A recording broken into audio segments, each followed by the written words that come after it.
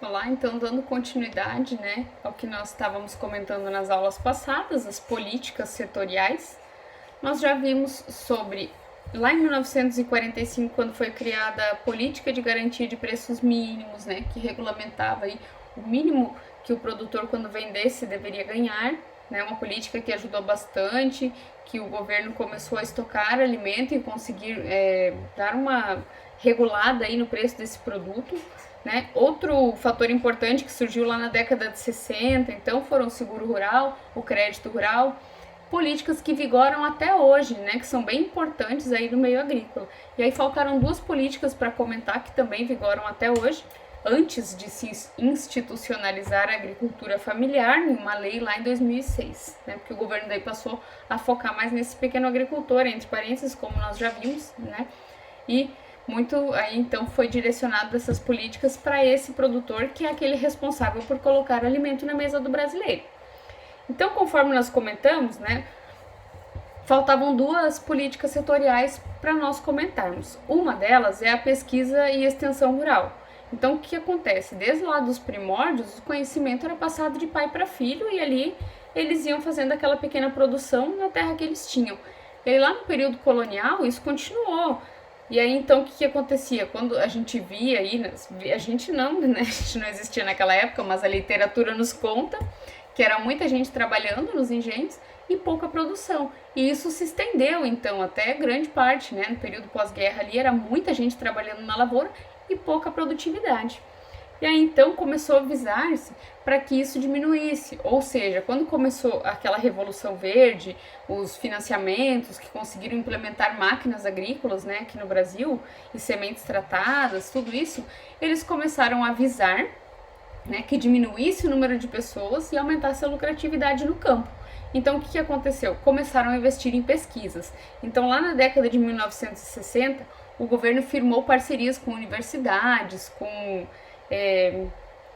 além de órgãos de pesquisa mesmo. E aí esses órgãos de pesquisas começaram a apresentar grandes resultados.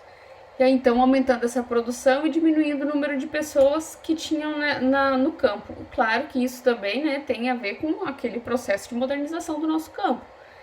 Só que aí lá na década de 1970, mais especificamente em 73, quando ela deu início aos seus trabalhos, o governo criou um laboratório de pesquisa e extensão que é a nossa Embrapa. Né? Então, naquela época, o INCRA aí foi responsável por criar a Embrapa e a Embrater, que era outro órgão como a Embrapa, que já foi extinto lá em 1990. E aí, então, qual que era o objetivo da Embrapa? A Embrapa ela veio, né, para aumentar a produção desse produtor, o rendimento, a qualidade do produto. Então, ela trabalha aí pesquisando muitas culturas, lançando culturas novas, sempre fazendo muitos estudos. Ela tem um site bem amplo que a gente consegue pesquisar muitas coisas. E além disso, ainda nós temos muitas coisas, né, destinadas aí ao produtor rural, muitos cursos, tudo, porque ela foi se ramificando. Então tem diversas empresas, né, do governo que são responsáveis aí por ajudar, né, e dar instruções e treinamentos a esse produtor rural. E aí então, com seus objetivos, ela gerou qualidade de vida e bem-estar para o produtor. E aí a nossa última política setorial, que era mais, englobava todos esses produtores, é a de zoneamento agrícola de risco climático. Ou seja, ela surgiu lá em 1996 e foi mapeado aí qual que era uma segurança mesmo para você conseguir plantar o trigo. Então, na verdade, essa política ela tem aí como principal objetivo a gestão de riscos. Diminuir o risco, né, que tem nessa lavoura. Com isso, o governo vai ter que pagar menos prêmio de seguro, né? Então, eles fizeram essa cultura. Então, atualmente, ela já está presente em 25 unidades da federação. E hoje ela tem, só que isso sobe ano a ano, esses dados aí tem ali de 2017. Devem hoje já ter mais. São 44 culturas, né, catalogadas, culturas anuais e culturas perenes.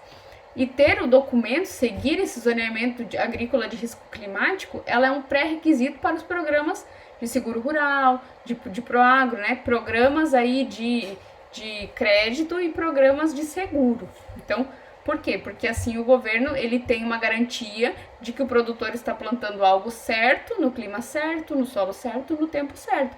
porque senão seria muito fácil desse produtor perder essa produção e o governo ter que desembolsar, né, muito dinheiro para dar a subvenção, esse prêmio aí para o produtor de seguro. Então, esse zoneamento agrícola de risco, ele leva fatores como o solo, clima, né, o ciclo e a produção de determinadas coisas para estabelecer essas regras que o produtor tem que seguir para que minimize esses riscos. Não que isso vai eliminar esse risco 100%. Olha o que nós estamos passando agora, por exemplo, essa pior seca que nós temos. Ontem, esses dias eu vi no jornal que tinha gente atravessando o rio a pé, ali na ponte de Foz do Iguaçu. Então, como que o produtor vai conseguir fazer uma previsão de uma estiagem como essa? Não tem, né? Então, acabam ocorrendo riscos, porém, esse zoneamento agrícola de risco vem para minimizar isso. Então, o que ele vai estipular? A janela ideal para o plantio, a semeadura de maneira correta para minimizar os riscos. Porém, né, não tem como a gente, então, definir aí qual que vai ser a deficiência hídrica que vai acontecer. Agora já se inseriu aí nesse zoneamento de risco climático também algumas doenças e pragas em determinadas regiões e a época que essas pragas estão aí afetando determinadas lavouras. E aí então, até 2017, 44 culturas zoneadas para diferentes estados do Brasil. Então ela atende aí muita produção, né? E aí então, fechando essas políticas, quais que eram os objetivos dela, né? Todas elas se complementam.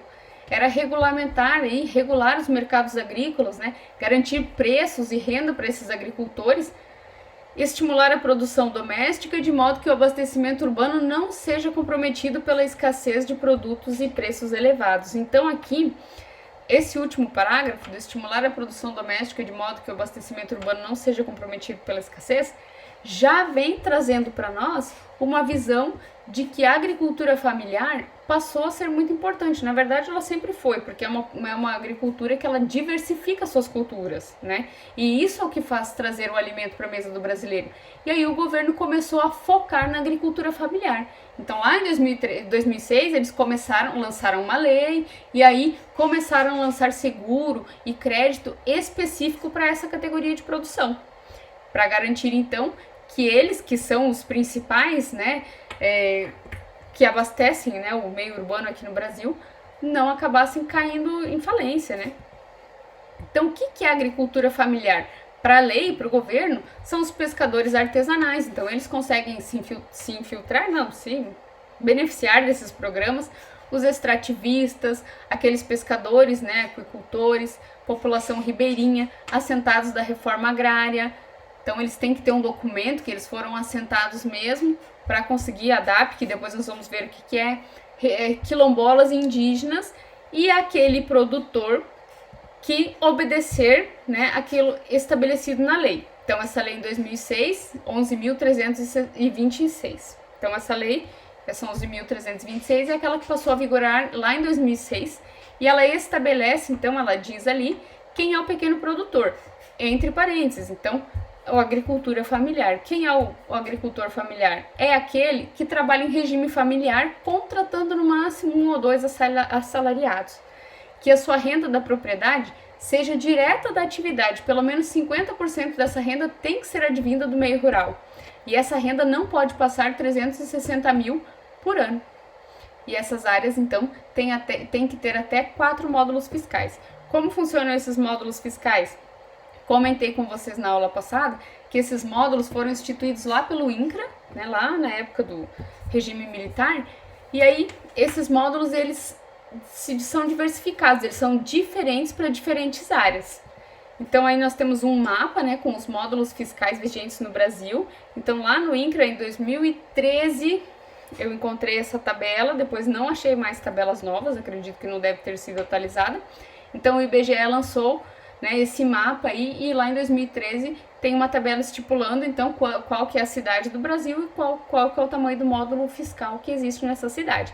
Então essa unidade diária, ela é dada em hectares, né? E para a medianeira, então, eles estipulam que seja 18 hectares cada módulo fiscal. Como um pequeno produtor não pode passar de 4 vezes, né, esses módulos fiscais, quer dizer então que aqui em Medianeira um produtor pode ter até 72 hectares de área para se enquadrar dentro da agricultura familiar. E isso foi estabelecido com base em alguns fatores: a forma, a dimensão, a localização dessa área, o aproveitamento econômico, como que funciona. Então, por exemplo, olha só o que nós podemos ver aqui no mapa, né? Nós estamos na menor parte. Então, nós estamos onde o módulo fiscal aí é o menor que nós temos. Olha só lá no Acre, que sonho, de 100 a 110 hectares cada módulo fiscal. E aí, então, a agricultura familiar, estimam-se aí pesquisas que em 2025 vão ter 8 bilhões de habitantes no planeta Terra.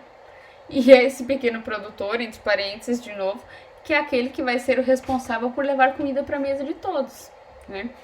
Então, a alimentação, na verdade, ela é uma forma de vida. Para o agricultor familiar, essa terra tem uma história, essa terra tem um apego. Essa terra do produtor familiar é aquela que passou de pai para filho. Existe toda uma herança, né? Todo um histórico familiar ali dentro daquela terra. Então, o produtor, ele é diferente. Ele trata aquela terra com, né? Além de ser o seu sustento, ela tem um histórico. E aí, então, um censo lá de 2016 mostrou que de toda a área rural aí, de todo o rural do Brasil, né, todos os donos de espaços rurais do Brasil, 85% deles, né, desses estabelecimentos agropecuários, são de agricultura familiar. Então, olha a quantidade, né? Só que o que acontece? Como o tamanho da terra deles é muito menor, não parece tão expressivo, né? Mas existem poucos agricultura familiar, poucas terras com pouco tamanho, mas muita gente. Então, muita gente com poucos pedacinhos de terra são aqueles responsáveis por trazer aí, então, o nosso sustento, né? Tudo que a gente come lá na nossa mesa, né? Então, são os principais produtores. E aí, então, desses 4,4 milhões de estabelecimentos, a metade deles está lá na região Nordeste.